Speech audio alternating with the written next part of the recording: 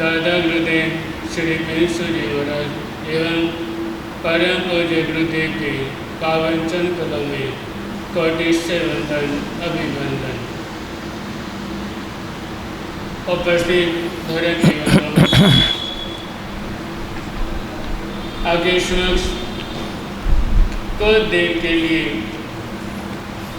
व्यक्ति का सबसे बड़ा शत्रु ईर्ष्या, इसके बारे में थोड़ी देर आज समझ करेंगे। धर्म के बंधुओं,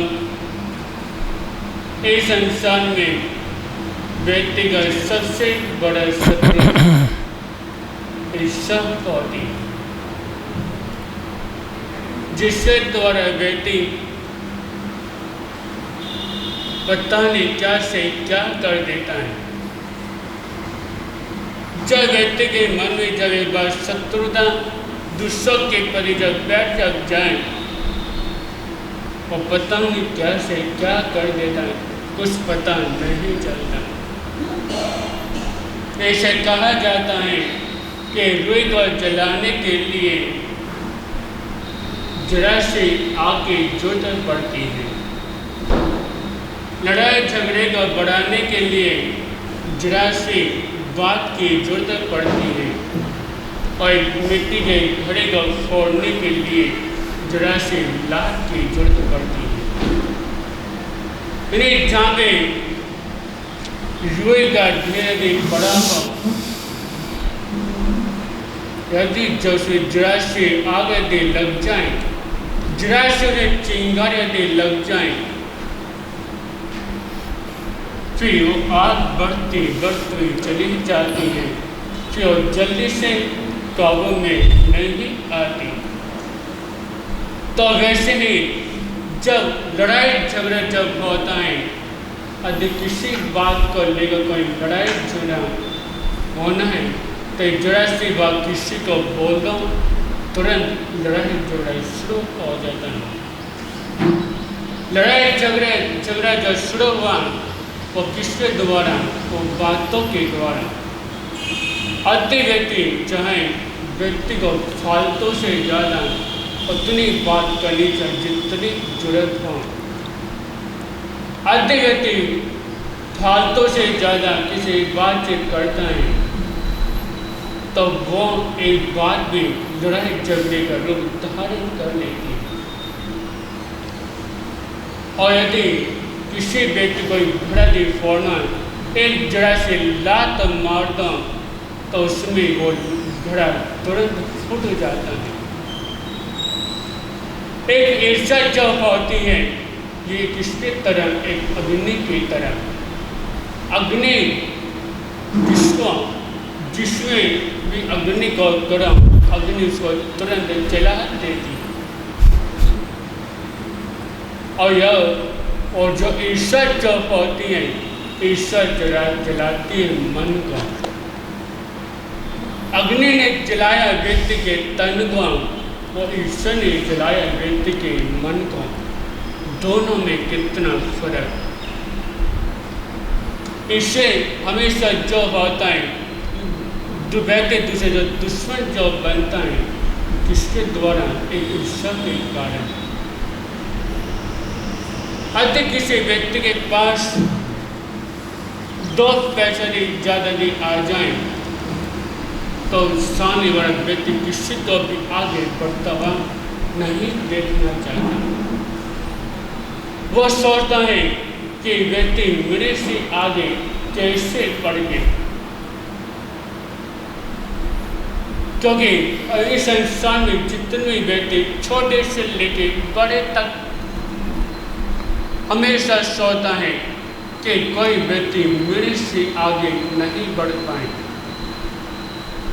यदि अचानक कोई व्यक्ति से आगे नहीं बढ़ जाए तो सामने वाला उसे ईर्ष्या करने लग जाता है कि सामने वाला व्यक्ति कैसे आगे बढ़ गया, इसने ऐसा, इसे जीवन ऐसा क्या उन्नति हुई जिसके कारण ये आज मेरे से आगे बढ़ गया। इसको खत्म करने के लिए कोई ना कोई उपाय करना ही पड़ेगा। और उसके मन में दूसरों के प्रति ईर्ष्या पैदा हो जाती है। ईर्ष्या ऐसे पैदा कि उसके मन में उसके प्रति शत्रुता पैदा हो जाती है कि किसी न किसी तरह करके मैं इसको खत्म करके रहूँगा। जो मुझे कुछ भी करे, कुछ भी करना पड़े, पर मैं इसको अपने से आगे कभी भी नहीं बढ़ता देखना चाहता। अब जब व्यक्ति दूसरे पड़ोसी के पास जब दो पैसे जब ज़्यादा जब आ जाए तो सारे बड़ा व्यक्ति उसको कैसे खत्म करता है। एक व्यक्ति ने एक देवी के पूजा याचना करता है। अब वो देव उसे प्रसन्न होकर उसको दर्शन देते। अब जब देव ने जब उसको दर्शन जब दिए तो उसके मन की इच्छा पूछता है। तो उस व्यक्ति ने कहा, हे भगवान, आप अपनी मेरे पर ऐसी कृपा बनाएं कि मेरी सारी मन की मनोकामना पूर्ण हो जाए। तो भगवान उसको संग देते हैं।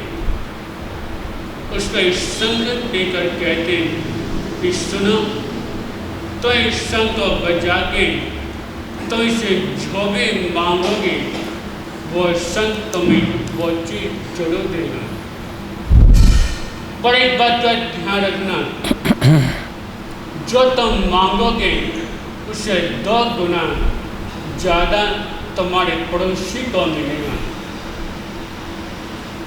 और भगवान उसको शंख देकर चले जाते हैं।